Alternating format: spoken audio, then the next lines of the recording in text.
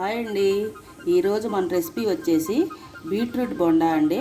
దీని తయారీ విధానం మనం ఒకసారి చూద్దాం. ఇది ఒక పెద్ద కప్పు ఇడ్లీ పిండి అండి.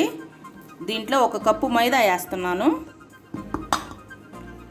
ఉల్లిపాయలు, పెద్దది ఒక ఉల్లిపాయ అండి, 4 పచ్చిమిర్చి, కొంచెం జీలకర్ర, కొద్ది కొత్తిమీర అండి. దీంట్లో కొంచెం సోడా ఉప్పు వేద్దాం. ఇది ఒకసారి కలుపుదామండి మొత్తం. దీంట్లో మనం తురుము పెట్టుకున్న బీట్రూట్ వేద్దామండి. ఒక కాయ తీసుకున్నాను బీట్రూట్. ఇదిగో చూడండి, ఇలా తురుముకున్నాను. ఇది మొత్తం వేసేస్తున్నాను. వేసి మొత్తం కలుపుకుందాం. ఇది కలుపుకున్నాక వాటర్ పడితే వేసుకుందామండి, లేకపోతే ఇదే సరిపోతుంది. ఇది చాలా టేస్ట్గా ఉంటుందండి. మీరు ఈ వీడియోని చివరి వరకు చూడండి, నేను ఎలా చేశానన్నది మీకు తెలుస్తుంది.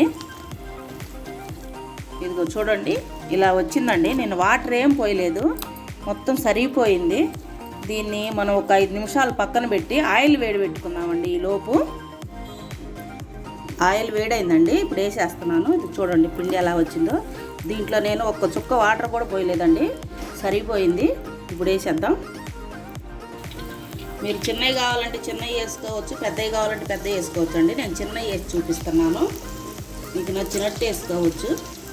బీట్రూట్ తిననాళ్ళు కూడా ఇలా వేసుకొని తింటే వాళ్ళకి అసలు స్మెల్ అనేది రాదండి. అయిపోయిందండి, ప్లేట్లోకి తీసేస్తున్నాను. చూడండి ఎలా వచ్చింది.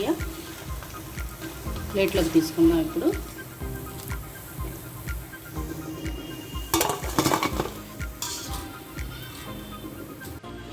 అయిపోయిందండి. ఇది చూడండి ప్లేట్లోకి తీసుకున్నాను. మీరు కూడా సేమ్ ఇలాగే ఒకసారి ట్రై చేయండి.